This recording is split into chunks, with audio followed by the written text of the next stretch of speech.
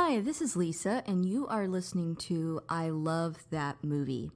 This podcast is for movie lovers. It's not an unbiased opinion, it's not a straightforward review, it's just a couple people talking about a movie that they love.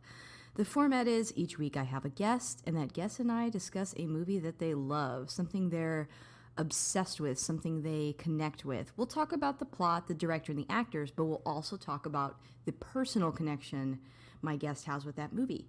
So if that sounds like something you want to listen to, keep listening.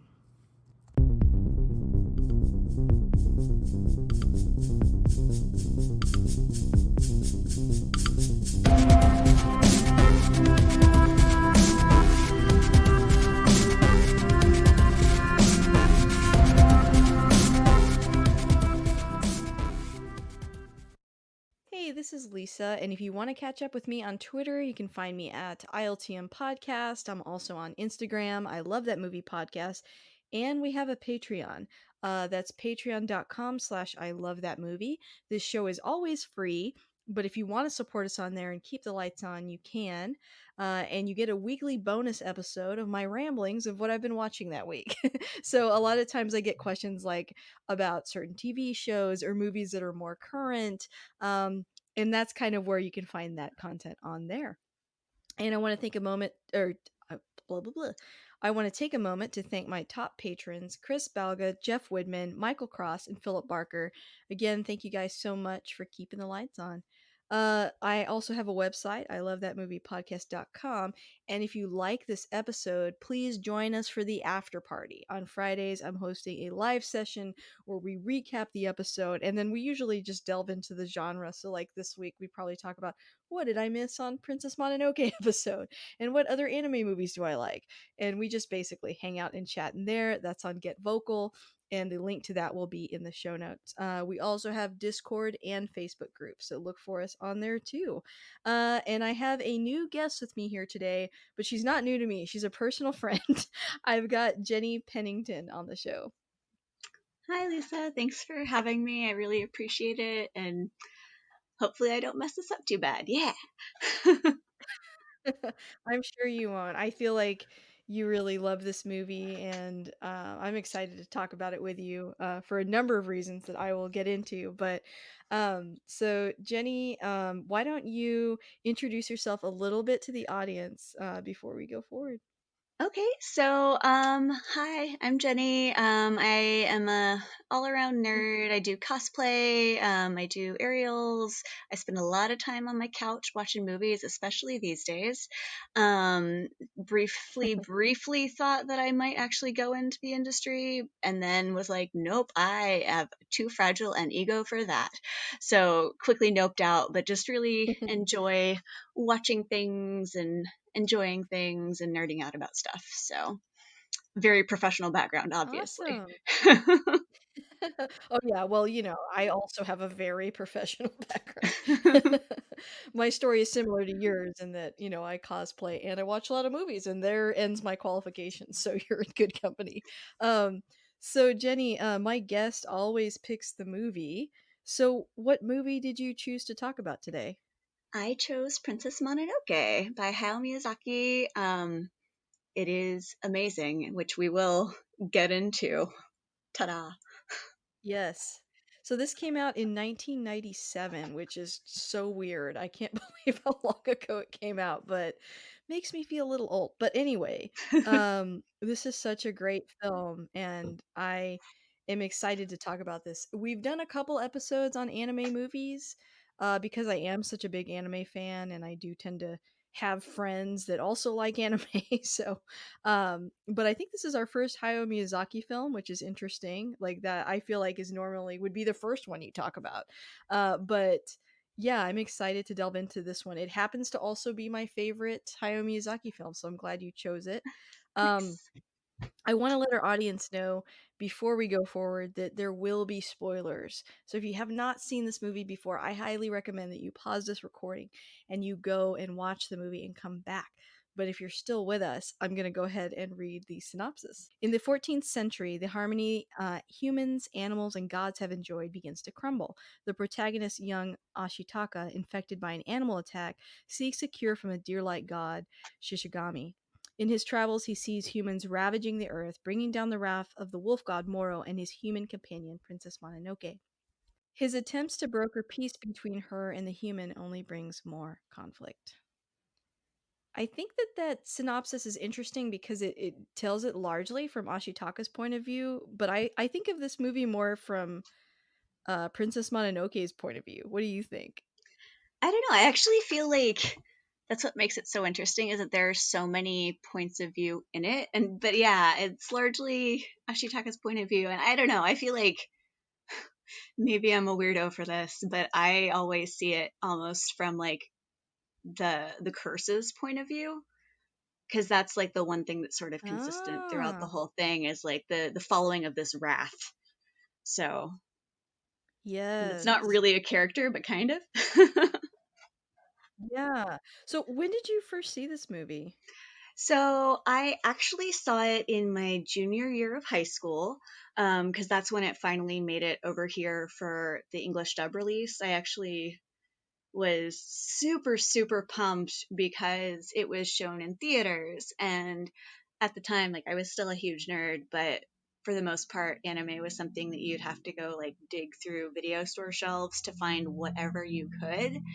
And Right. obviously like Totoro and like those sort of films had come through, so it was not only like really excited for an anime movie of any sort, but like the Hayao Miyazaki stuff was always so heartwarming and like sweet that it was just a very exciting time for young nerdy teen me. And my friends, like we basically, that's like our social life at the time, was dig through the video store shelves, watch something that may or may not be deeply traumatic, and then do it all again. So yeah, so I did see it in theaters. I think I saw it about 3 times, and I went with Wow.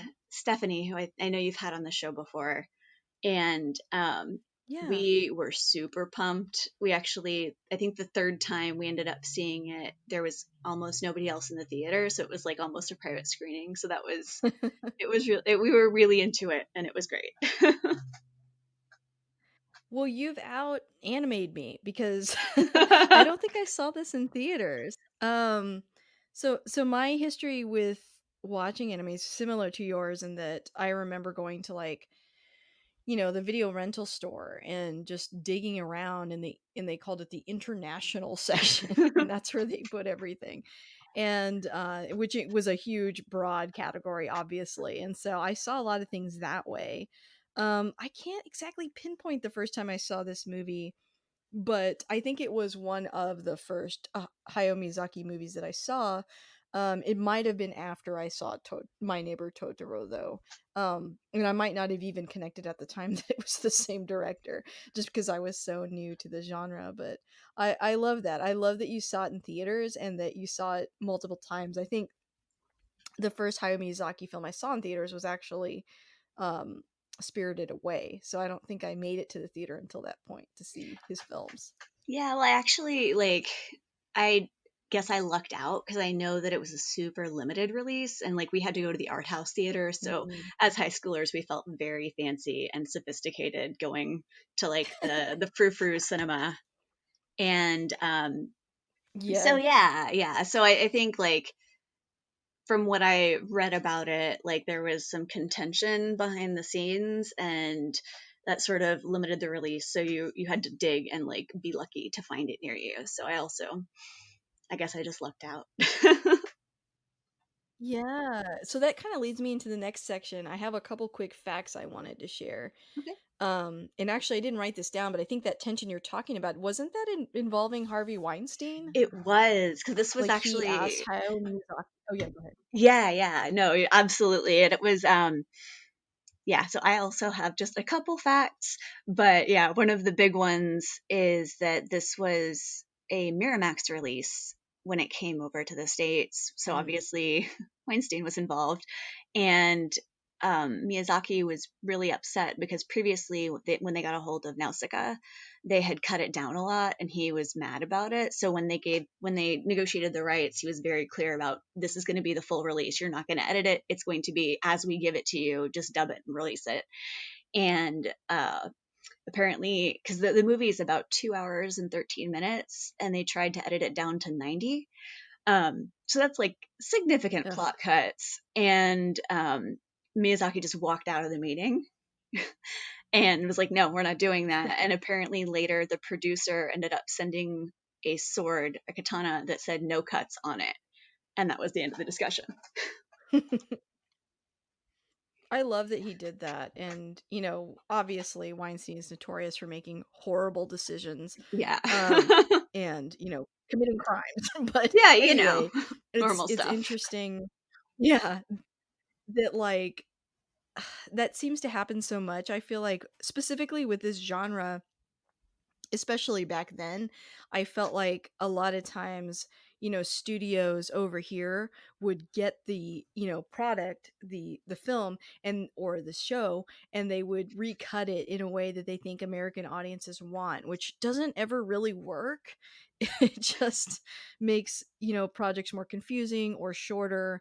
He probably would have tried to make it more kid friendly because it's animated. Like, ugh, I'm so glad he was not able to do that. But it sounds like, yeah, there was like a slight repercussion to him sticking to his guns. But ultimately, I'm glad that we got to see the whole product and not, a slimmed down and, censored version of whatever his vision is. Oh, absolutely. Like, can you imagine how that would, like, I just can't imagine any, because, like, especially, like, being so in love with this movie, I can't think of a part that is superfluous that does not serve a purpose that, like, if you cut it out, the movie would still make sense. It wouldn't. It would just be like, what's happening? How did we get here? Like, what's the point of this? Because, like, yeah, so I don't know. Like, it's upsetting to think about, but I'm really glad. But, like, also, yeah, you think about a lot of the shows and a lot of the other stuff that came over, and yeah, like, there are some definite big name shows right off the top of my head that I'm just like, yeah, that was garbage in the English dub. Like, garbage, garbage. I think that's something too, like nowadays there's kind of a controversy around being pro subtitle or pro dub, and I recognize that some of those things are true. Like, if you're pro sub only, well, that leaves out people with, um, you know, vision problems or vision limitations. So I understand that, or people that may have learning challenges and things like that. So, I think those criticisms are valid, but I also think that sort of anger towards dubs comes from a place where back when these first started coming over, there was a lot of editing, and then often changing the script to try to make it sound more, quote unquote Western or quote unquote American. And that's where some of that animosity comes from, I think, that kind of bleeds over into today and sort of, gets sort of miscast sometimes as elitism. But really, I think it's born out of, wanting to see the original intent that the creator had in mind and not be limited or not have it go through this filter. Now today, I think that the studios recognize that a lot more, and they allow their artists to have their voices heard, and they hire voice actors that are more from a more like diverse pool of people, and better casting, and more direct translation. So I think a lot of those things have gotten a lot better, and so I can totally see why people nowadays are like, you're being elitist. Like, why do you care about that? And it's like, well, if you know the history of like the earlier productions, you would kind of understand why we cling so closely to the original subtitled versions of things. Oh, yeah, no, absolutely. I definitely, like, I remember the days when, like, Sailor Moon and, like, they're dating except they're cousins, and that's very confusing, and all of that, like, where the original context gets lost. Yeah. But, like, even in, like, in the case of Princess Mononoke itself, like, it's Americanized so that people understand it, because I also think, like, there are references in the original dialogue that just wouldn't make sense to us, because, like you were, and I am completely going to space on what it was called, but when you were reading the description earlier, the shishigami, I think it was, I hope I got that right, but that Yes, the dear god. is Yeah. its own specific thing, but they changed the translation to that, to forest god, so we'd understand what that means, because, like, that's that's definitely that's an actual word that Japanese audiences would understand, and we would have no idea what that is. And actually, the princess's name is not Princess Mononoke. Mononoke means vengeful spirit, or not spirit, but vengeful and like upset. So it's vengeful I didn't princess. know that. Her name is Wow. San, and that makes sense because like the only time we even hear it in the movie is like when Lady Eboshi is describing her. So like definitely like Right. Wow, I'd never wink thought wink of nudge that. nudge. I mean, even the good dubs have to change stuff to make it make sense because there's stuff that like we just don't get. And like honestly, had I not Right. read the Wikipedia page, I would not have realized that either. Right. I mean, you raise a good point, and it's actually one of my quick facts too that Neil Gaiman in they call it anglicizing the script. I feel like there's a better term for that, but chose to simplify the plot elements to provide cultural context for phrases and actions not well known outside of Japan. Like you're saying, specific terms like Jibashiri and Shishigami, for example, are changed to the more general mercenary and forest spirit. On the English language DVD, the subtitle options have a literal translation of Hayao Miyazaki's script, in addition to Gaiman's adaptation. So yeah, I mean, they got like a great writer to come in and try to reframe and contextualize some of this for an American audience.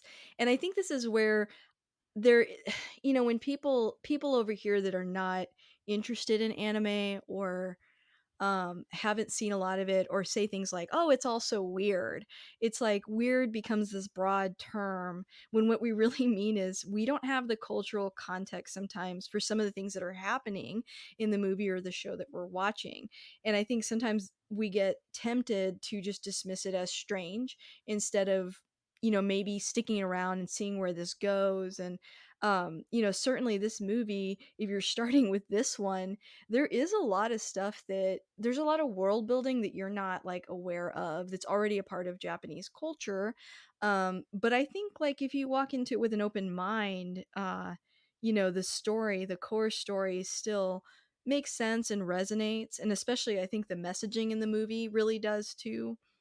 Even more so now than it did back then for Western audiences. So um it feels like we're in a place where we're a little bit more open-minded now about foreign cinema, but you're right. On some level they do have to change some things just to make sure that the audience over here understands what's happening in the story. So I also think that like especially back when Princess Mononoke was first released, and it was the first big release I can think of, but it was such a limited release that there Mhm. was definitely that impression that animation's for kids, so this is definitely a kid show. Yes. And I feel like that, I mean, that also goes into the editing thing and trying to sort of force animated content to be kid friendly, which it sometimes really isn't. And I've got fun stories about that separately. But yeah, so I definitely think that impression has grown since then. So I feel like I agree. It's gotten worse, like audiences are in much more some accepting that that it's just a medium. It's just a different medium. And I do think that like right. And I think like oh, go ahead, sorry, sorry. it's okay. I think we both did the same thing. No, you're But I think like good. seeing other animated things like Simpsons, Family Guy, as different as those are, but like adult animation, and then also seeing cinematic animation like the oh, and I don't remember what it was called, but it was the documentary on PBS about the UT Tower shooting that was Mm, maybe rotoscoped is the word I'm looking for, but it was basically animated that on sounds top of right. people's narration, but like also Mm. they look like people, but it was definitely drawn. I think rotoscope's the right term, but stuff like that where just different mediums where it's essentially animation, but it's telling very different stories, like documentary animation. Who'd have thunk, right? Right. I also think that Hayao Miyazaki, he's got this. I mean, well, first of all, like Disney had bought the rights to his movies, and although now it's on HBO Max, so I don't know what's going on with that. But People called him like the Japanese Disney, which I think there's a lot of movies he made that are very kid friendly, but then movies like this are not. I mean, they are in that I think children can handle them, but there's definitely, I mean, it depends because there's a lot of violence and there's some serious stuff that happens in this movie. I wouldn't say that the main audience is children, but I do Yeah, think that a lot of people have an impression that he makes like children's films.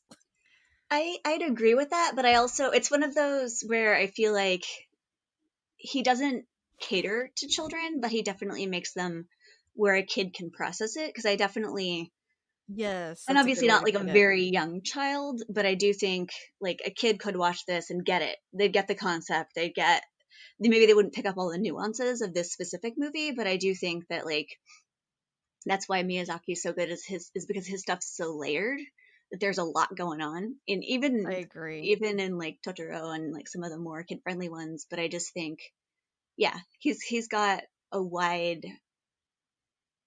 breadth of content within it. This is words is hard. He's got he addresses a lot of different audiences with the same content, whereas Disney was definitely catered towards I'm creating a fantasy for kids. So Exactly. I think you described it perfectly. I agree. The other couple of things that I had was that director director Hayao Miyazaki. I did not mean that. Director Hayao Miyazaki personally corrected or redrew more than 80,000 of the film's 144,000 animation cells. yes, so this I got a story, like just a little story, but Yay! Go for it. so I actually was lucky enough to visit the Ghibli Museum in Mitaka, Japan, and Mitaka, I think it's Mitaka, Japan, and one of the coolest parts of that experience for me was there is an entire room where it's floor to ceiling the original drawings just tacked up on the wall. And Wow. so That's seeing that work awesome. up close and yeah, like and I'm just like I am not surprised because they literally wallpapered. You cannot see the wall. And admittedly it's all of his work, but there was a lot of Mononoke in there because obviously he did so much, but I am not surprised that he did that much for that film because yeah, it was pretty cool. And it's out of an era where things are hand drawn. This is the last major animated motion picture to be filmed on plastic animation cells, which blows my mind because when I was a kid, I was really into animation. Like there was a point in my life where I thought, "Oh, I'm going to be an artist. I'm going to, you know, draw animation." And then, of course, things started becoming digital, and I was like, I don't know about that. I'm not, I'm not great at that." But kid me was really fascinated by, painted cells. And one reservation I had moving to like flash animation or, things that were easier to do was that you lose all that detail. And I think that's part of why this movie ages so well. Like it's from 1997, but it's highly detailed because it's still that era of hand drawn. And it would take a while for, I think, other types of animation to catch up. Now, again, with Disney being a huge exception, they're always on the cutting edge, but I just mean for like other films that are not Disney. Um, but yeah, that's so cool. I'm so glad that you got to see that. I would love to see that. Yeah. Well, and I think that that's part of what gives this movie and like slight I'm going to start over. And I think that that's what really sets this movie apart from his other subsequent classics is that it just has so much soul because of the art behind it. Because, like, don't get me wrong, I love Spirited Away, I love Howl's Moving Castle, I'm on Ponyo, but it's very pretty. And I think that, like, there's just something about Princess Mononoke that just grabs you because it's so real in a way that the others It's aren't the same. It's less I agree. shiny. I I think don't it's know. more serious. Yeah. I think it's got a more serious plot, and I also think that it's, even though obviously like most of his work is set in Japan, it is more culturally tied to Japan and their views on, world events and on history in a way that the other movies he made are not. Like I think this is the only movie he did that was in this in like feudal Japan era. I don't think he made Yeah, another movie like this. So it's like just so it is. tied to, I think, him and Japan's identity, in a way that the other movies feel like he's almost telling other people's stories, where this feels maybe more personal. Um, but yeah, I agree with you. It's always been my favorite one, and it's funny when you talk to people nowadays, they've usually seen Spirited Away, Howl's Moving Castle. I don't think everybody's seen Princess Mononoke, and I think they really should, because I think it's, yeah, for me it's like his crown jewel for sure. It's probably my favorite one. I I don't know that I can choose a favorite because I love them all in their own way, but I definitely, yeah, there's just, and same thing. I'm not sure that I can really say what my attachment is to this, but I just, there's something about Princess Mononoke that just grabs me every time. And like, I've seen it hundreds of times at this point, and every time I still pick up new stuff and I'm still like excited about it. And like, there's just something about this movie. There is just something about it because I also like, I don't know, maybe it's because it reminds me of when I saw it in the theater, partially maybe, but I've also like seen it so many times and it's just so earthy and real, if that makes any sense. Like there's just something about it I that think feels so. I think, very grounding. Even though there are some like really yeah, I think alarming and scary parts of it, I also find it like it's a very relaxing movie, if that makes any sense. well, I think movies become a part of our lives in some ways, because you've seen them so many times in different times in your life. You saw it when you were really young in the theater, and then you see it when you graduate from college, and then you see it again when you're older. It's like it starts to feel like that movie's like a part of your life. So I completely relate to that. I've definitely felt that way about a lot of films. I think next we should talk a little bit about some of your favorite scenes in the movie. Oh man, that's a tough. This is a tough.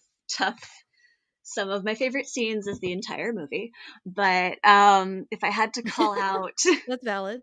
yeah, I think the first one is when, and this is once again like a spoiler warning again, just in case you didn't listen the first time, like back it up, go watch the movie. But when all the Irontown people get knocked off the cliff, when Ashitaka finds them, and then so it's that Mhm. scene where he's first in the river, and then the following scene where they're going through the forest and they see the forest spirit for the first time, because it Oh really yeah. feels like you're there. And I think that's part of why I love this movie so much, is like the characters are great, the story is great, but just look at the backgrounds, look at the details and like the tiny Mhm. little like nothings that happen throughout the movie. Because like, and the forest scene I think is probably like, the first forest scene is probably the best example of it, because as the little kodamas are like running up the roots and all that stuff, you really get to see like they put in all this moss on these trees and look at those tiny flowers, and there's like, oh look, a little dragonfly went by and it's like completely translucent, and like how did they even animate that?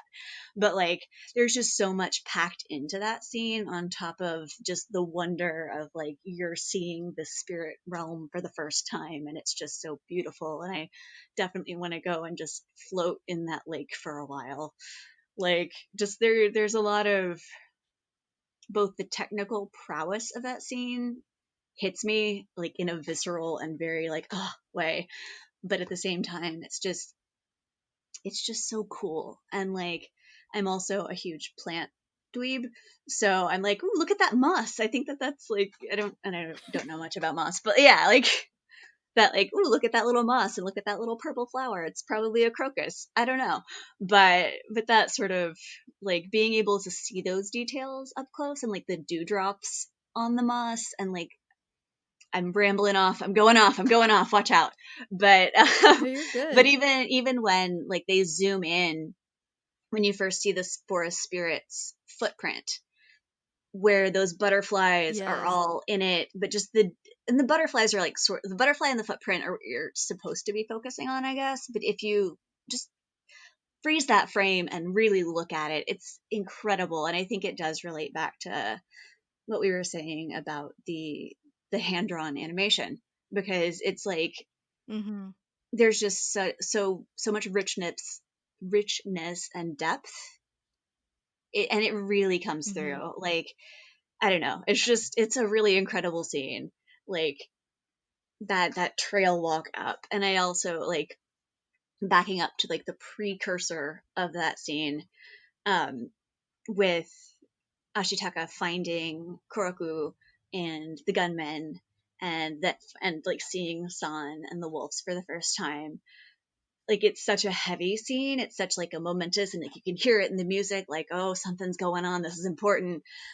But then Koroku sees the Kodama and freaks the hell out, and it's hilarious. So like I just like that scene packs so much into it. Like it's dramatic, it's exposition, like, oh my god, these people just like fell over a cliff and a lot of people probably just died, but like this guy is really concerned about this tiny little clicky head guy. Like, okay.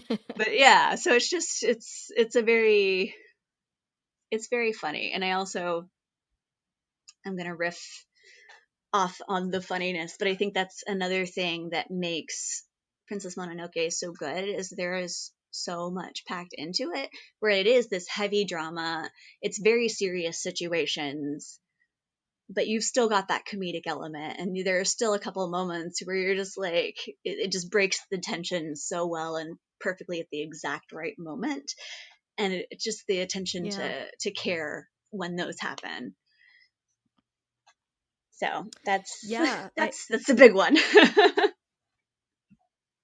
well, yeah, I think you touched on a lot of things in that scene that are 100% true. I mean, first of all, we did talk about the level of detail, and the fact that you can look at the central focus of the scene, or you can look around the scene and see even more. And it does make the whole experience feel very immersive, which is cool because, as an American audience, we don't know this world that he's showing us, but the characters are also sort of discovering it at the same time. So that kind of, they're surprised when they see the little clicky head guys, and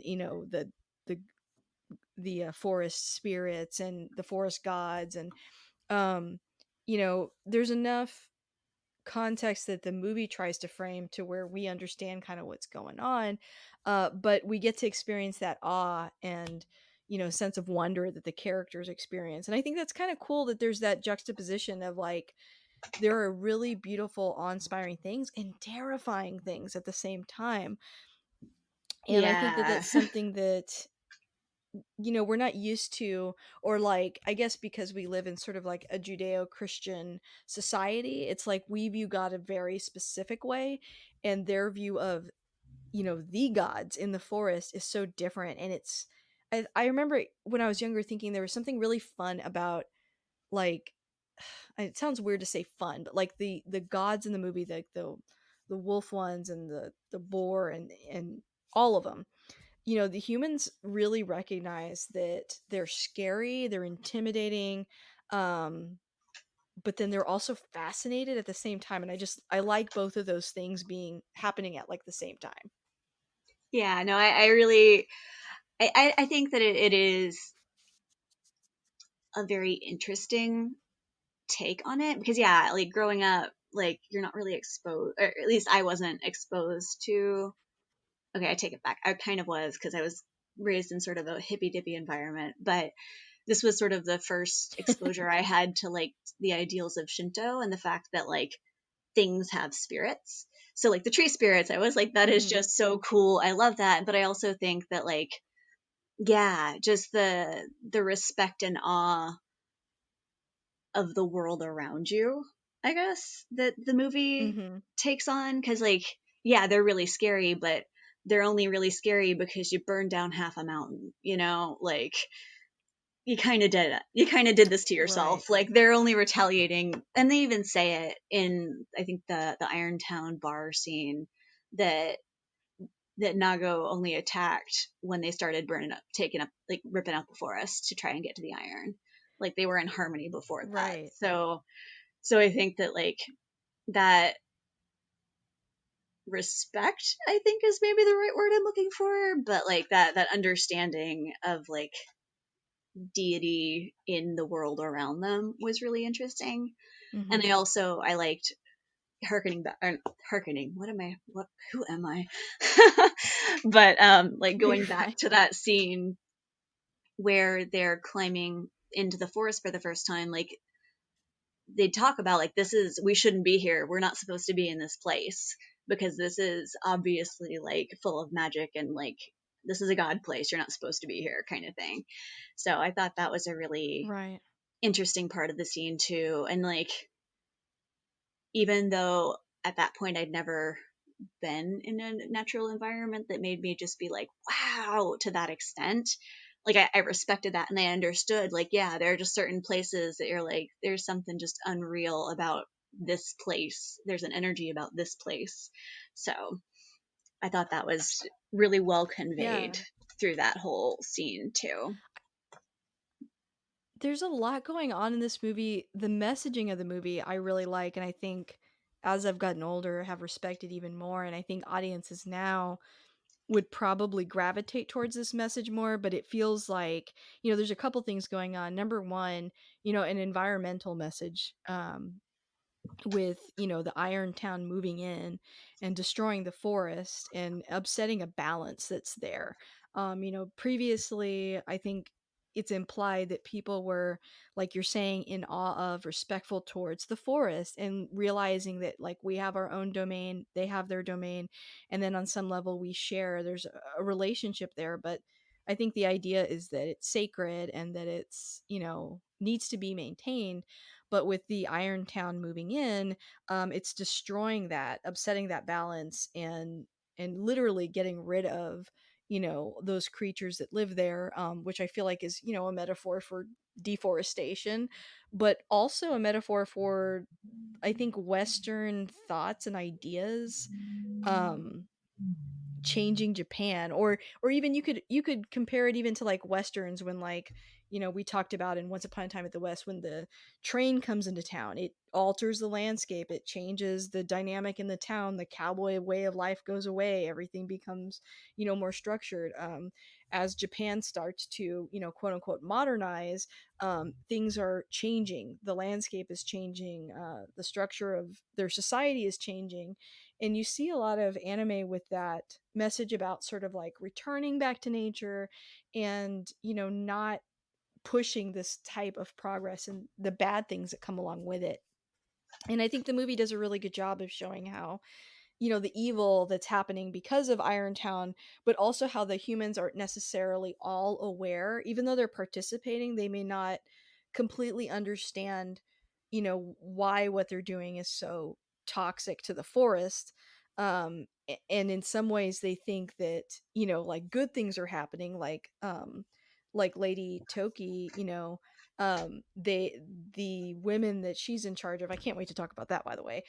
um they view her a certain way because she kind of saved them, but it's complicated. And I like that the bad guys, or women, bad women, in this movie are complicated. Everything about it's complicated. But you see this theme come up a lot, I think, about modernization, or a lot of times it's westernization coming in and changing Japan, and that being negative. And so in this movie it's like in a little bit of a different way, but it is kind of those same themes. But yeah, I think that this also really ties in to as the movie progresses, going from the east to the west, because he's traveling east. They say that in the beginning, that the Amishi people went east to get away, and that's where they've been. But go west because the evil's in the west, which I'm like a little heavy-handed, but sure.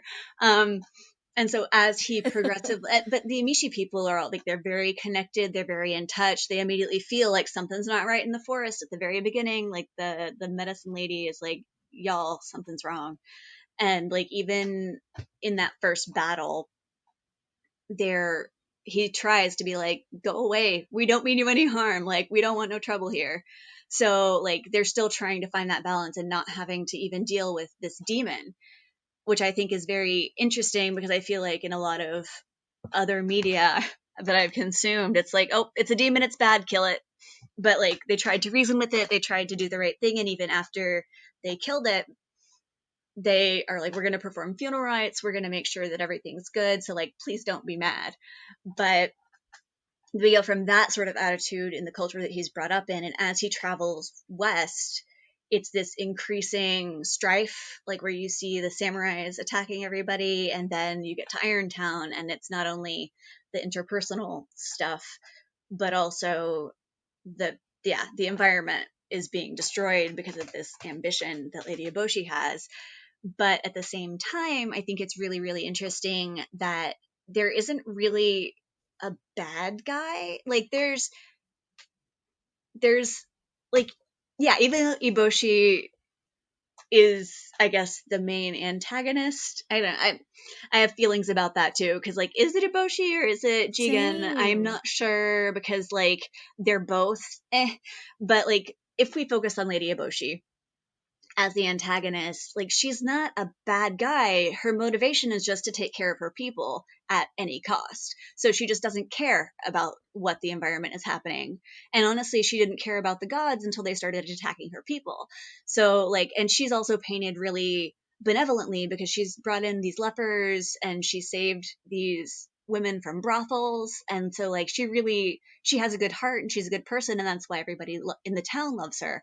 So like, yeah, I just think it's really interesting that like it's that like even the bad thing that's happening, you understand it. Like it makes sense, and you have empathy, and you see that she's not all bad either. And even I don't know, I would actually argue that Jigen is probably the actual bad guy here, because he's like super shady and shifty and just trying to get everybody to do his dirty work. But at the same time, like even he's not all bad, because at the beginning he helps Ashitaka, not knowing this guy at all, not knowing that he even has gold.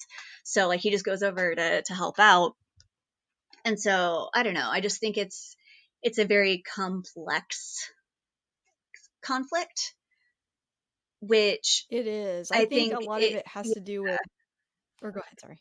no, I was just going to say that, like, because it's such a complex conflict, it's less about who wins and, like, reverting back, but, like, finding that balance and harmony so that everybody can exist again.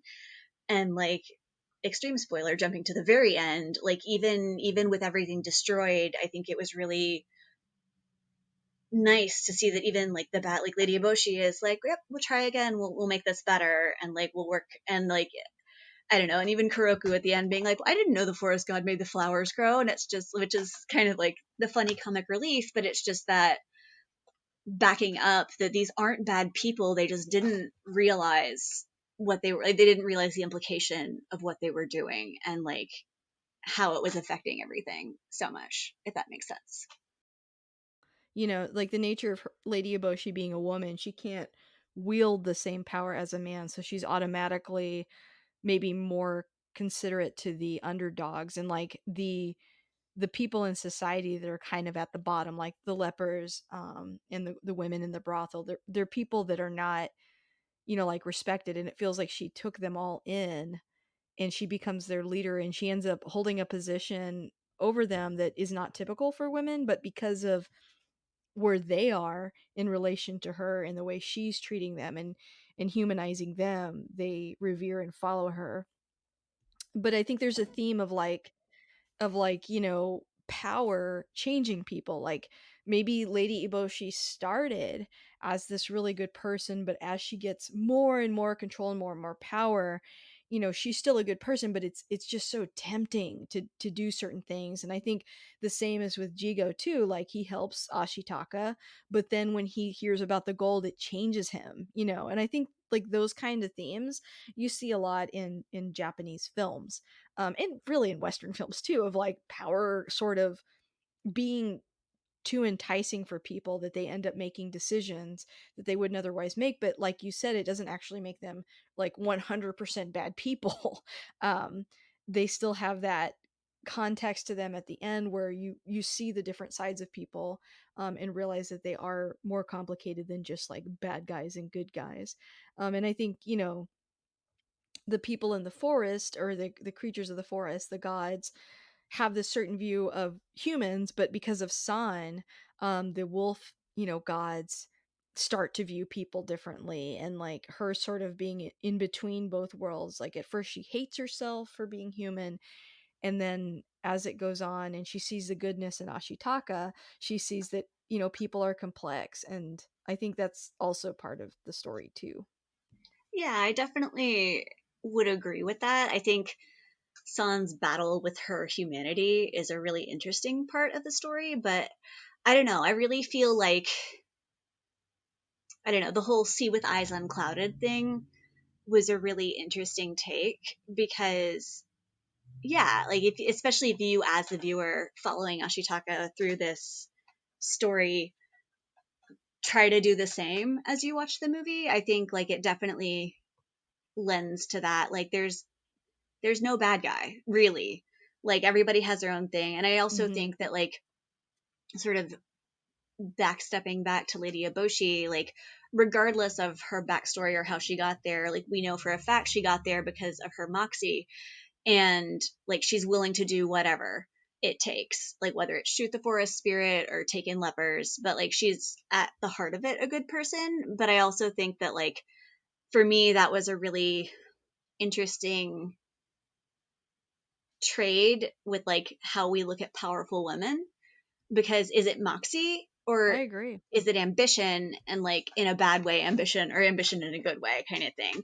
So like because you can tell that like Lord Asano does not think highly of Lady Eboshi. Like he's intimidated by her, but the second she's gone, he's going to swoop in and try and manipulate the situation to his benefit, which also like he's a warlord, so maybe that's part of his character in general. But I thought that that was a really interesting take on it because yeah, she's obviously, they call her Lady Eboshi, but I don't think she came by it from title. Like the emperor didn't gift her that title.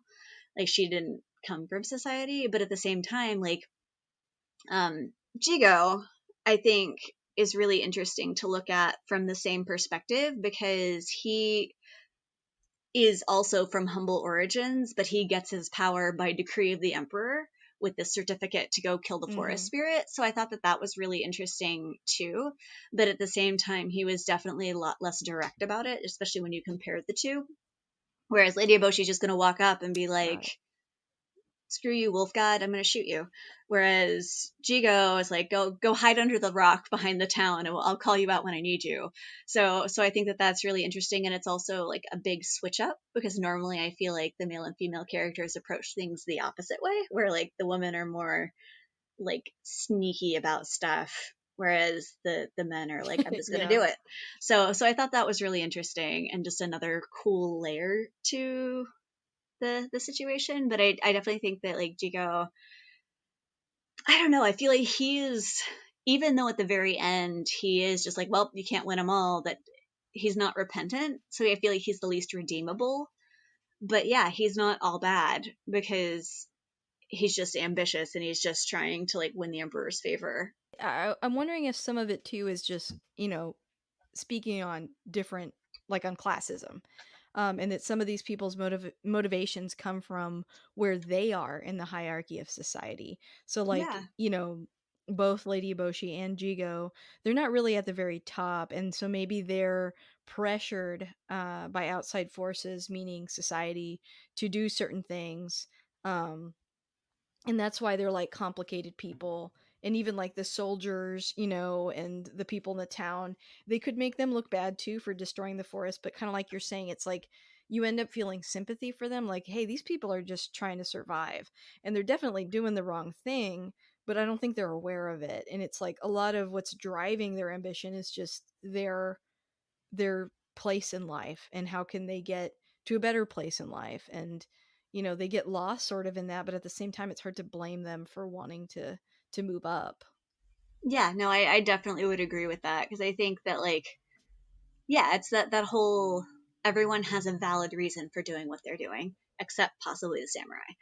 But yeah, I just think that's part of the charm of this movie, is that it is so complex, and that's also why it holds up so well.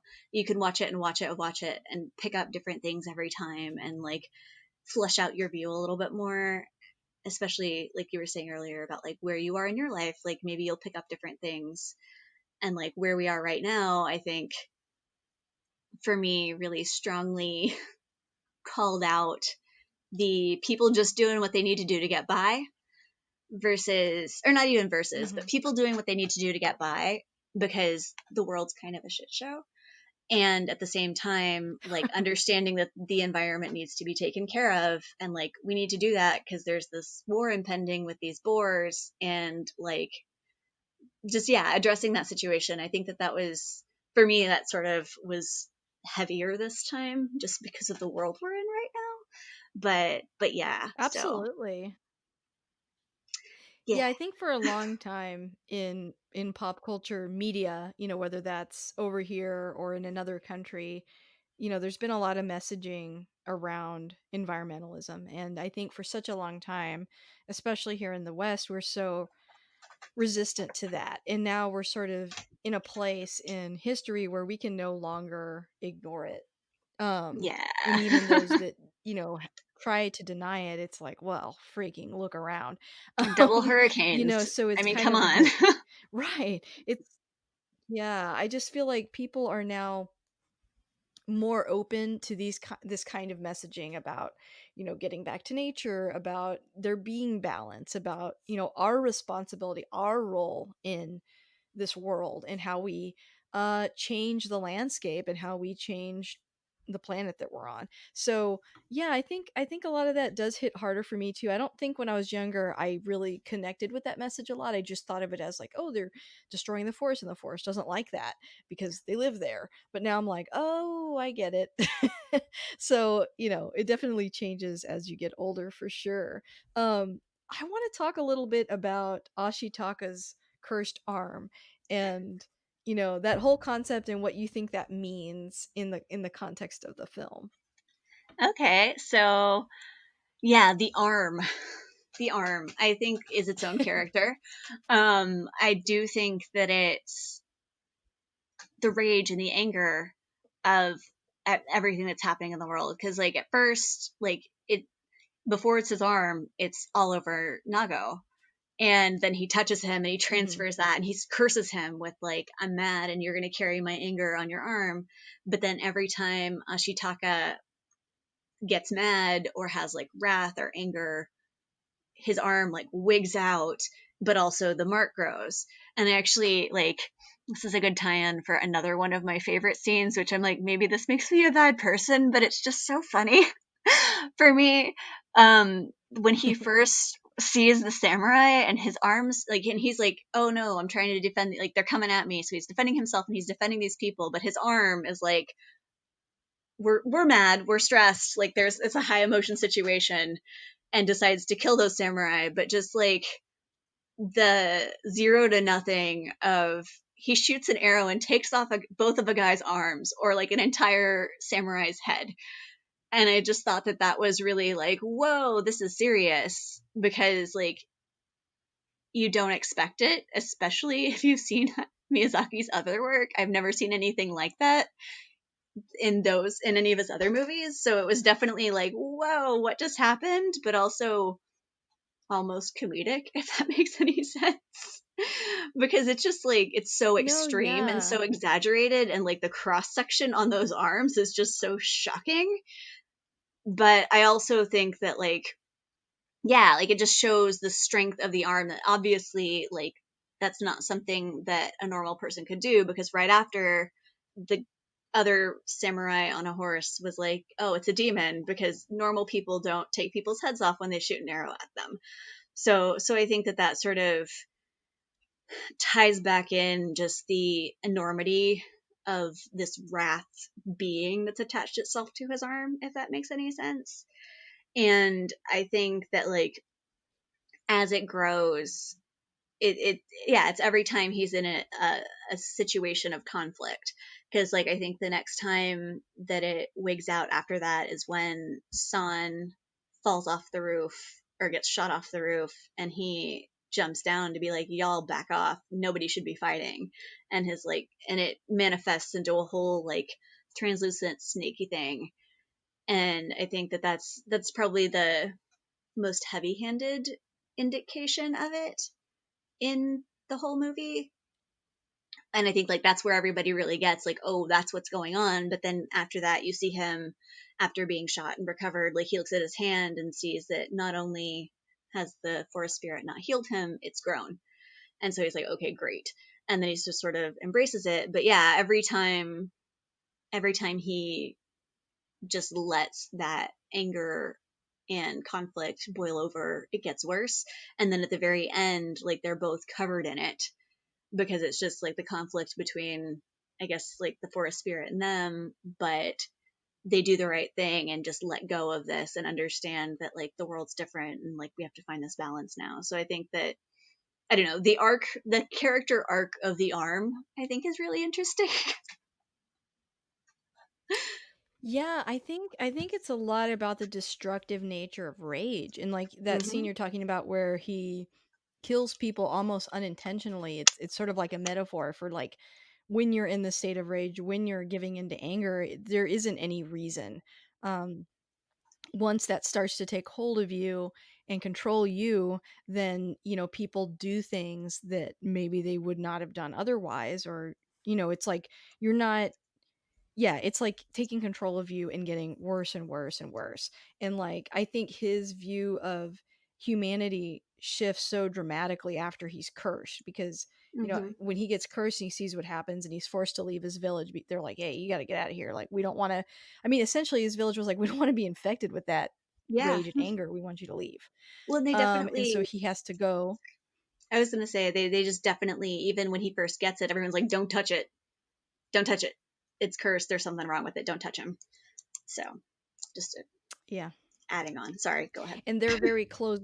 Oh no, you're fine. And they're very closed off from the rest of Japan. I mean, to the point where they're like, you have to leave, you can't tell anybody where you're from, and you can't ever come back. Yep. And he just calmly does it. And as an American audience, I think we're like, what in the what? Like, why is this happening?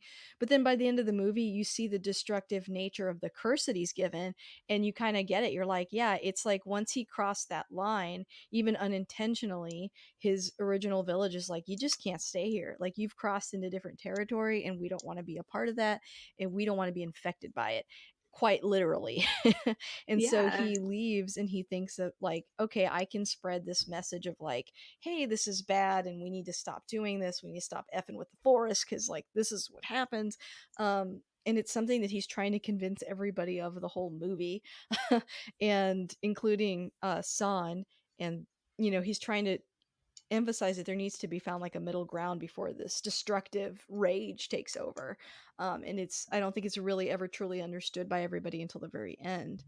um but yeah, no, I agree. The arm is like that was another thing that like when I first saw this movie I was like, wow, that is so interesting and different from what I've seen in movies before. So it was definitely like my first time seeing something like that, like a curse being, instead of like over here I feel like a curse is like almost always like metaphorical, like, oh well, you'll die young or something. In this case it's a physical thing that we can see. Yeah. Well, and I also think that like, and this like didn't occur to me until you were talking just now, so thank you for this, but I also almost feel like the curse is that the rage and the anger of the outside world like travels all the way to this isolated village. And yeah, he's basically, his life is ruined by this outside world's rage, because he has to give up his entire life and he like didn't do anything to deserve it, but just things are so bad that they spilled over and infected him. And the village was like, yeah, you're tainted by the outside world, you got to get out now. So I thought that was a really, Absolutely. that was a really cool little thing you just pointed out there. Yeah, because I think you see that a lot in anime, this idea about the outside world sort of corrupting the society.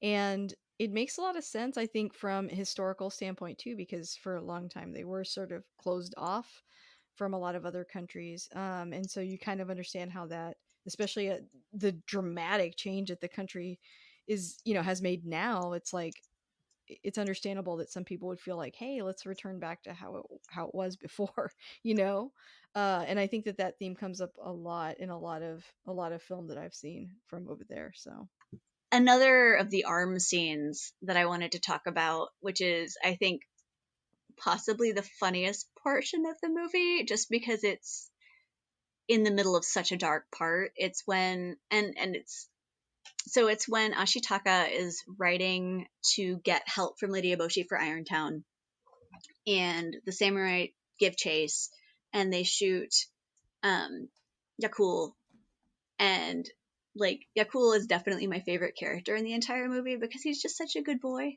But so you Aw. get that rage, and you see like you basically just shot my dog kind of thing, but just he annihilates those samurai. But it's that scene where those last pair are riding at him. He shoots the guy's head off, and the other samurai doesn't even let go of his bow. He just about faces and nopes right out of there. And it just like it's such a serious scene, but it's so funny. Cause like same, I would absolutely just be like, nope, nope, can't do that, nope. So I don't know. I thought that was a really funny juxtaposition, just in context of the arm discussion. That those two, I don't know. For some reason, whenever his arm hulks out and decapitates people, I find it funny. Which maybe that says bad things about me, but you know. But I think It's that just like so yeah, shocking. yeah, it's so shocking, but The violence comes on so quick. it does, and then it's gone. It's just so weird. Like I don't know, and yeah. So there's that scene, and then I'd probably say, and it's one of those where like I don't know if it's really a favorite scene, but it's a scene that sticks with me every time in an unsettling way. Is the the battle where like they're when the guy's retelling what happened, just that sea of pigs is so interesting and so well animated, and like you feel it, like you feel like the bombs are coming in on top of you, but just like I don't know, I just think that the animation on that is such a really interesting scene, and then just maybe not even the animation, but just the way they put that scene together. And then with the gravedigger who's clearly having post traumatic stress, like flashbacks, not even post traumatic, like shortly after stress, like yeah. So just that whole scene where Ashitaka's getting a recap, but like you really get a feel for what Jigen and his guys have done to these people, and the fact that Lady Eboshi kind of left him high and dry. But I just think that that's a really cool scene, and like also like you see San charging up like with the pigs and or the boar. But I don't know. I just think that that's a really cool scene. Like it's negative and I it's pretty upsetting, but just yeah. And I don't know. I also think that the one point in that scene that every time I notice it, and it maybe it's just once again me dealing with dark things and like humorous ways, but it's there's one pig that as they're or one boar that as they're coming up the mountain, like they overwhelm the gunmen on like this little promontory, and one boar hooks them and just like yeets them off the top of it. And I don't know, I just that always really sticks out to me, and maybe not in a funny way per se, but I just always notice it as like a very pronounced like, man, those guys just got chucked off that mountain pretty aggressively. So yeah, that scene. well, I think the movie I think that the movie is making a statement about war and violence, right? Like there's violence in the Hmm. movie um when Ashitaka's arm gets out of control, but this is where we really see the most violence. And it's really ugly, and it's, there's a cost, and people are lost in this violence. And I don't think you see that a lot, especially in animation. So I think it's a scene that really sticks with you because and even sometimes some war movies, it's like they glorify, they're almost like propaganda for violence, or it's like a fun part of the movie. But in Yeah, this like case, actiony like and it's very exciting. well done and very well blocked. Hmm. Yeah, and like this is still that, but at the same time there is like this big cost at the end. And it feels like it's driving home the point about rage and violence in the movie itself. And I always like that. I always like when directors and storytellers are able to sort of weave in like, hey, this is exciting, but violence is bad and here's why, So, Yeah. Well, like it's yeah, almost I like that scene a it's lot too. exciting, but it's stressful because I also think that like yeah, you feel bad for the men, but I honestly just the sheer number of dead boars is always really overwhelming for me in that scene, and it makes it that much worse. Just like these I mean, admittedly, they are like massive, but just these piles of dead animals, people are animals too, but you know what I mean? Just like this, I feel like it really reinforces the scale of it, and also just seeing the boars like fall off when they get exploded. It's just very visceral, I guess is the right word, what I'm looking for. Because yeah, it's just the way they do that, and then I don't know. I feel like it also really sets up the next scene with oh shoot, what's the guy's name? Hold on, the boar god, not the god, not Naga. Starts with an A. Gotta scroll through. Okoto, Lord Okoto. Yeah, so it really sets up the next scene with Lord Okoto where he thinks his soldiers are back because, like, clearly they've just been through a really brutal battle, and it sets up his whole transition into becoming a demon really solidly. Like, you understand why he's being overwhelmed with rage. You understand exactly what just happened. And I think it also makes it that much more perverse that the hunters are wearing the boar skins. And, like, aside from the objective creepiness of, like, the weird floppy people boars, like, ooh, it creeps me out every time. Like, it's so unsettling. But I think that having seen that setup, really makes the rest of that pop more. Yeah, because I think we're used to seeing animals as, not having their own agency, not having personality, not having, you know what I mean? Like they're not human. So we're like, oh, they're animals. And so when we see animal skins, we don't think about it. But in the context of this film, we saw them as like, you know, not just living animals, but animals that seem to have souls and animals that seem to have thoughts and motivations. And so later when you see people wearing their skin, it definitely takes on a different meaning. Yeah, because I mean, it's almost like they are actually two armies, so it's almost as unsettling as if they were the skins of defeated human enemies. Like, I don't know, it really gets me every time. Like, it's just so ugh, ugh. I don't like it. No, thank you. No, thank you. Pass. What do you think about the the monkeys? I Like also hate them. those No, monkey gods are very mm-mm. creepy. The The red apes. eyes, their voices. Yeah, the apes, Mm-mm. yeah. Mm-mm, no, thank you. Again, pass. But I don't know. I feel like I in that scene, I actually really appreciated the eyes for on all of them because I think it was a really cool way to call out animals versus people because none of the people's eyes reflect in the dark, but the animals do because, like, and that's like a normal thing. Like, if you go outside with a flashlight, there's like a raccoon or something in the backyard, its eyes glow back. So I thought that was just a pretty cool way to convey all of these animals in the forest and their presence and that they're being displaced.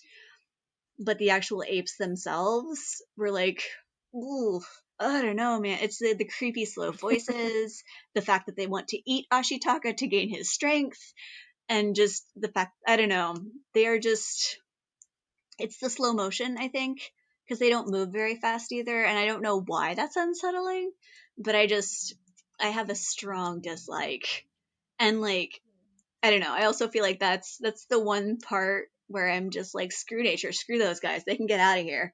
Because, like, I don't know. For the rest of it, I feel like you're very sympathetic, but, like, they're out there trying to plant trees.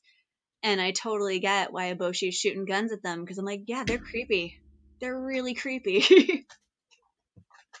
Yeah. I agree. They're unsettling, but also a very cool effect and an interesting choice.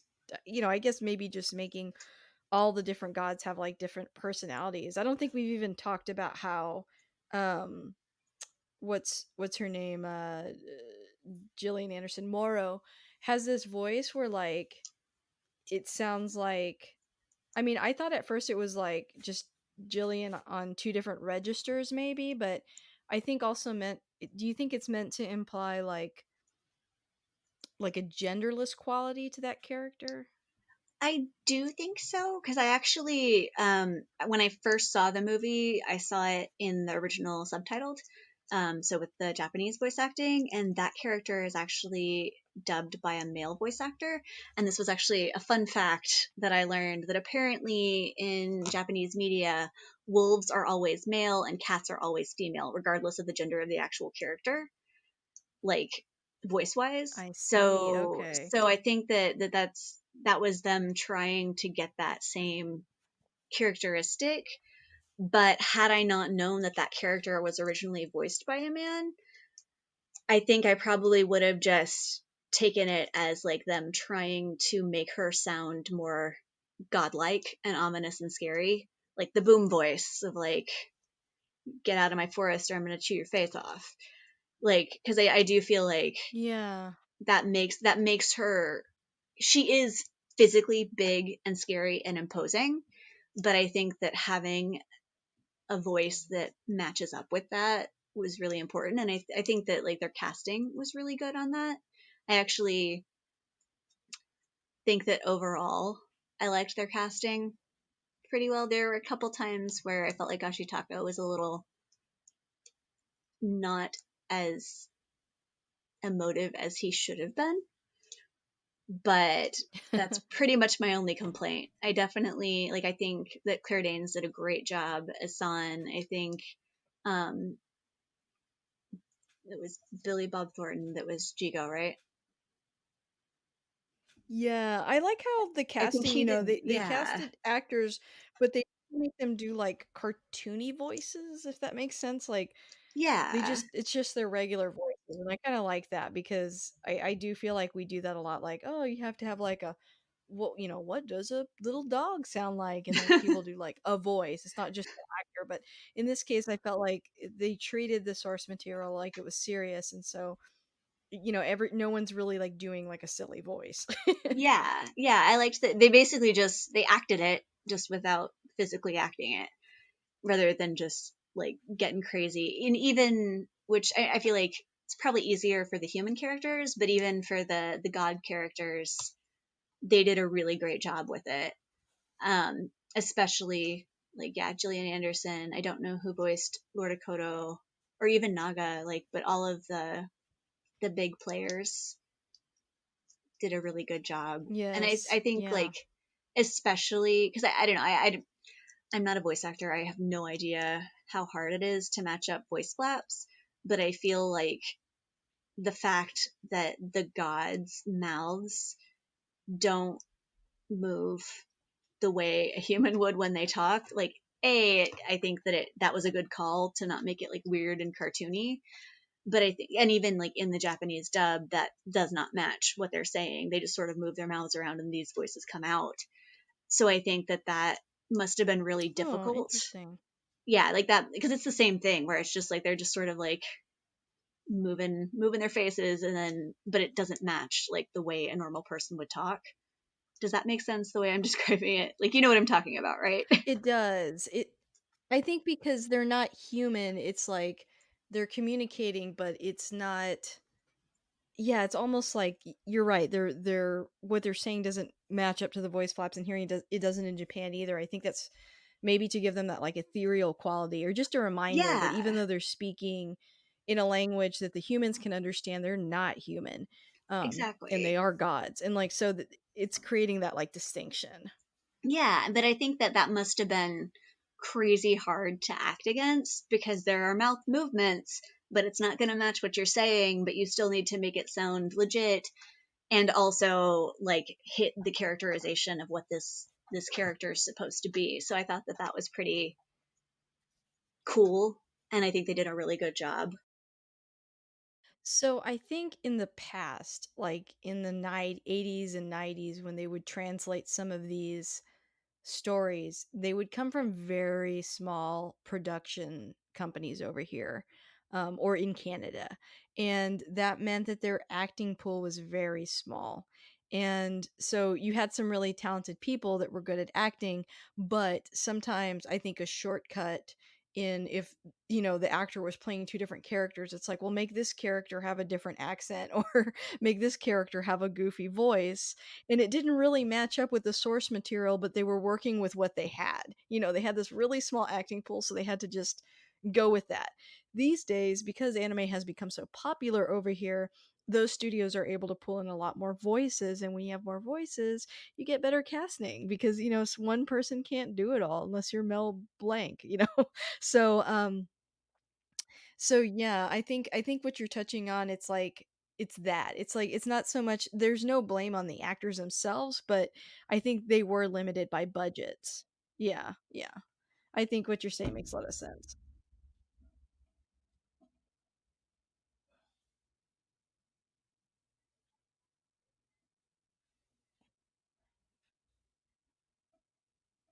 Yeah.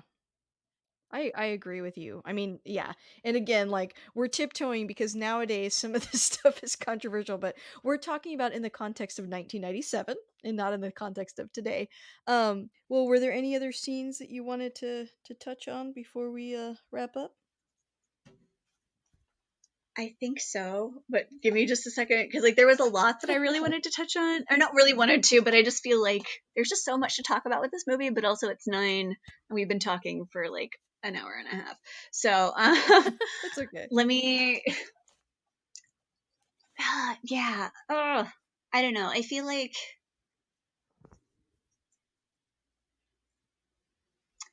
so maybe not scene wise, but I really do want to sort of talk about the scenery because I feel like that is such a big portion of this movie. And I really liked how it wasn't necessarily all exposition. There's several moments where it's just quiet. It's quiet and things are moving, and there's amazing music in the background that just like super supports these breathtaking scenes.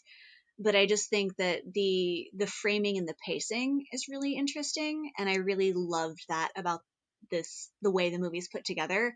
Because I know that Miyazaki had mentioned that this is not put together like other movies. It's very slow paced and it's intentional and it's going to do what it's going to do.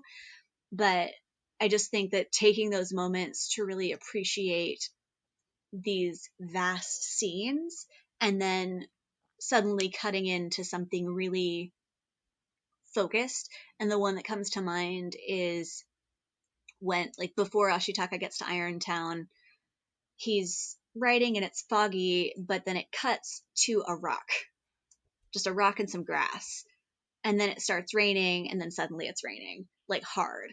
And then as soon as it, not as soon, but as fast as it happens, as fast as it starts raining, it drifts through in the background, and then it's sunny again, and then suddenly he sees Irontown. So I just think that like a lot of the visual language of this movie is really interestingly put together, and like I feel like that's part of what makes it so compelling is these just I don't know, I don't find them jarring, but I definitely notice them as being very different from anything else that I've seen in the way the story is pieced together, and they're all as important. And then I also, I guess, on the topic of pacing of the whole movie, I do think it's really interesting that like for the most part it's actually a pretty like slow story.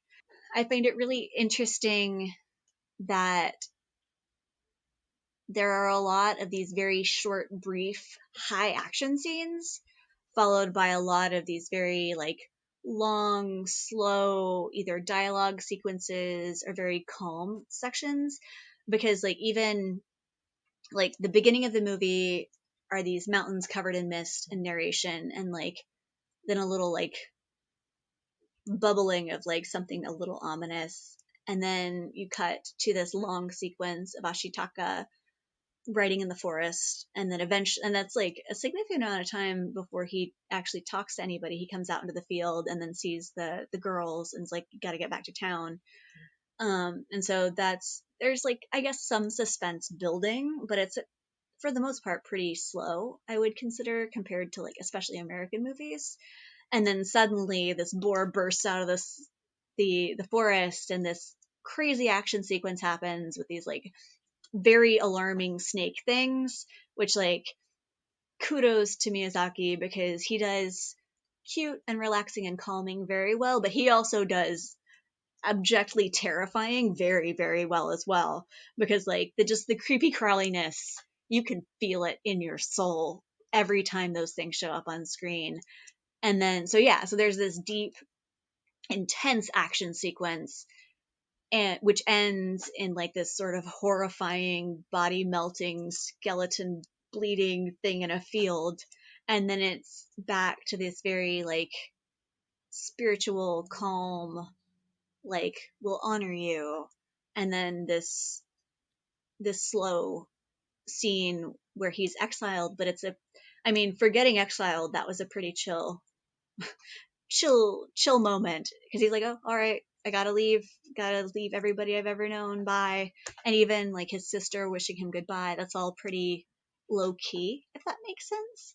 And so, and then again followed by these long scenes of just landscape and him traveling, and then you're immediately brought into these crazy samurai like chopping men in half, and then Ashitaka's arm raging out. And so just I think that the pacing was really interesting, and how they managed to work in all of these really beautiful, slow, calming, scenic moments with these jarring and extremely alarming violent scenes.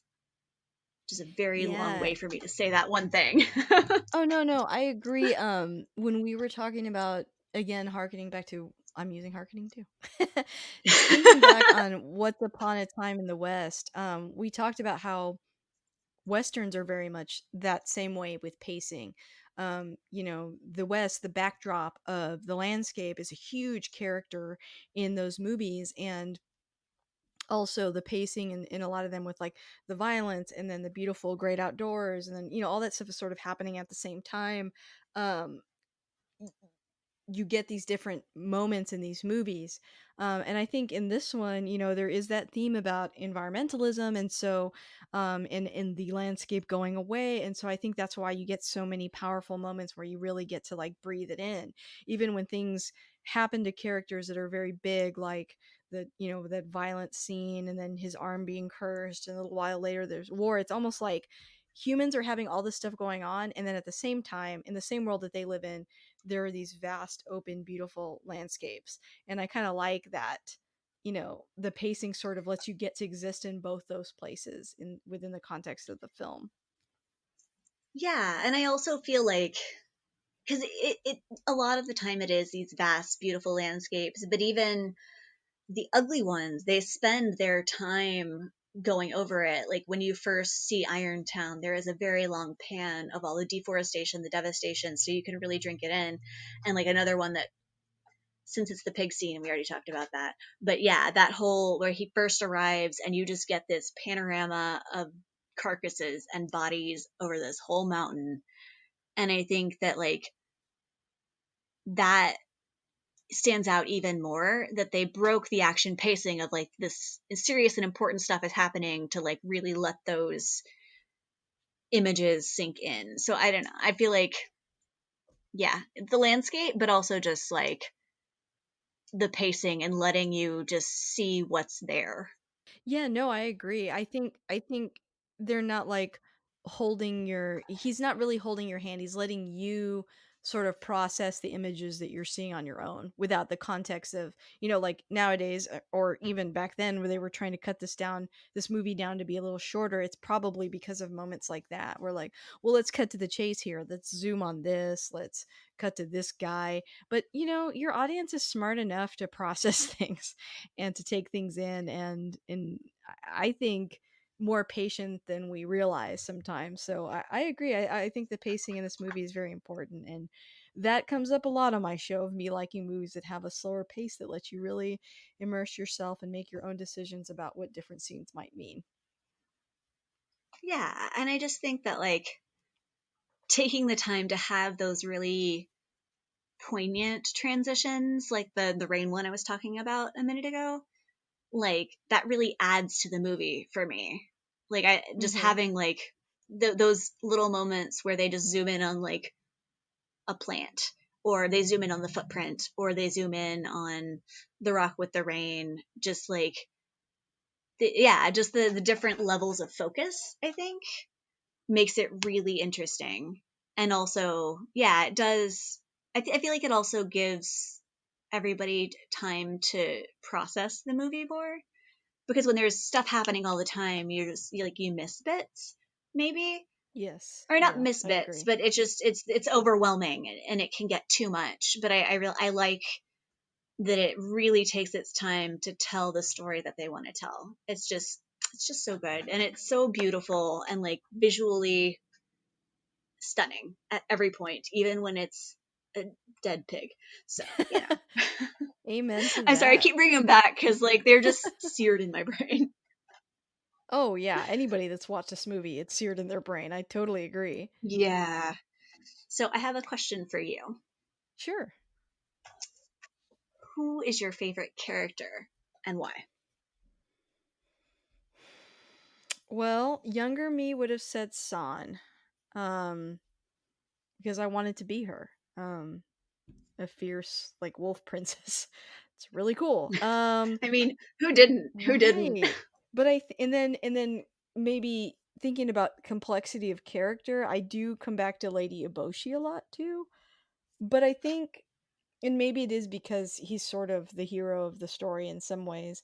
I like Ashitaka because he exists in both worlds for most of the movie. Like he's our, even though San, I mean, you would think like she would be the in between because she's a human in the wolf's world, but really Ashitaka is truly, I think, in the middle with his cursed arm and being kicked out of his village, and um, he's sort of the peacemaker of the movie. He's in between the human and spirit world, and I really like that about his character. Cool. Yeah, no, I think it's a tough question because like there are so many good characters in this movie. So I'm always curious to see what people say. Well, who's your favorite? Yeah, cool. Yeah, cool. Oh, okay. The elk, because he's there and he gets what's going on, but I don't know. I like the fact that like even though he's not a speaking character, like he's very important to the entire story, and like he's just, I don't know, Ashitaka's little loyal buddy, but like he definitely, yeah, I don't know. I just really like the way they use Yakul Oh, I like to that. help with the story. Because I mean, yeah, and it's just like, yeah, just like the fact that Yakul won't leave when San sets him free, it shows. I don't know. I feel like it just serves to sort of reinforce that what you were saying about Ashitaka, that he really is this bridge between the spirit and the human, and that you can see that nature can get along with people. Yeah, I just feel like it's subtle, like it's a real like wink, wink, nudge, nudge thing that took me a while to sort of get, but I really appreciated that quiet underlayer of the elk. Yeah, Also, he's real he is cute. cute. Like he's real cute. When I was a kid too, I loved the little tree spirits. I was obsessed with Oh them. gosh, yeah. Honestly, like I would love to be in a forest and meet some kodama. Like that would Yes. just be so Their little cool. Cause butts. like, I can't get over their little tiny butts. yeah. I don't know why that's so Well, and cute to like me. when they're no, it is. It's adorable. And like when they're running up that path and they're like giving each other piggyback rides Yes. because that's what Ashitaka's Mm. doing. It just, yeah, they're just, I don't know, they're so innocent, and I feel like the fact that one shows back up at the end of the movie, I feel like that rounds it out of like, you know what? We're going to be okay. Like Yeah. things are going to be okay. We have to pay attention, but it's going to be all right. It was very reassuring. Yeah. So I also, yeah, they're great little It has guys. a, despite how bleak things are, it does seem to have a hopeful message at the end.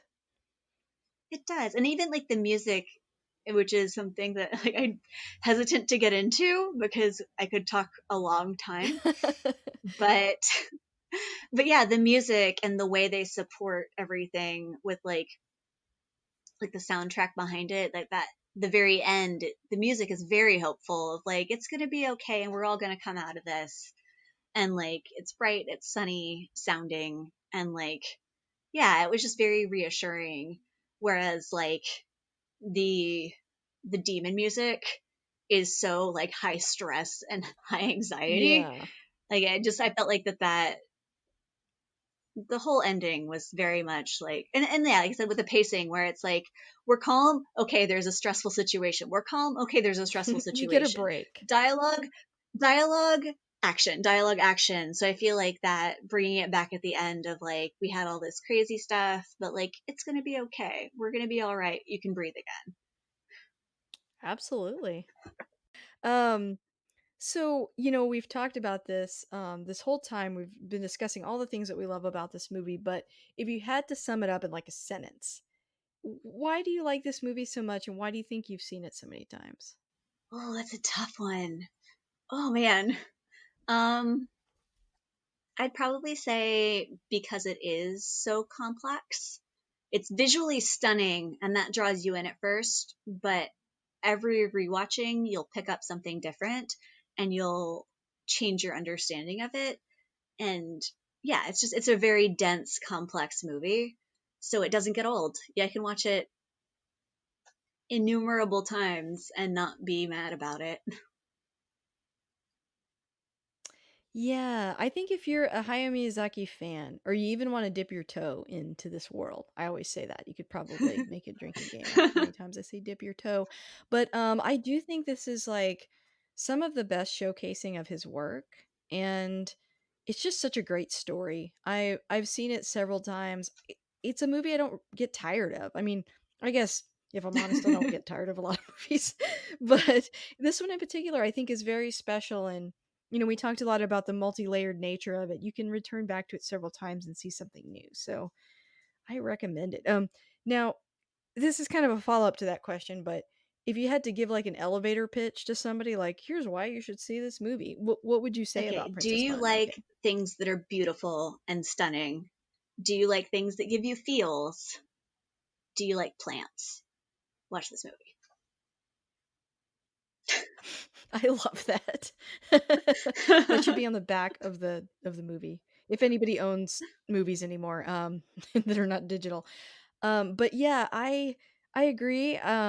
It is truly gorgeous. I mean, for a long time I had a hard time with the transition into digital because I did miss these really beautifully detailed animated movies because I thought you could do so much. The, you know, opportunities are endless if you spend the time, and it's just such a great example of how all the detail and passion put into this movie makes such a beautiful product that you know ages very well. um but Jenny, this was movie. so fun. And it's funny that you were saying in the beginning, you're like, I don't know. It's like you have so many good things to say about the movie. You did such an awesome job. I'm so glad you came on and wanted to talk about it with me. Thank you. Yeah, no, I feel like I had some nerves and cold feet at the Everybody beginning, but does. I mean, the movie's, yeah, but the movie's just so good and it's so easy to ramble on and on and on and on because once again, it's such a dense movie that there's just so much to talk about. And I feel like that I'm happy to talk about it more. Anytime. Yeah, you came to the right place. Well, yeah, this has been super fun. I definitely want to have you back. So you'll have to think of another movie in the future that you want to talk about. But Okay, I can do that. yeah, thanks so much for coming and thank you for being on. Awesome. Thank you so much.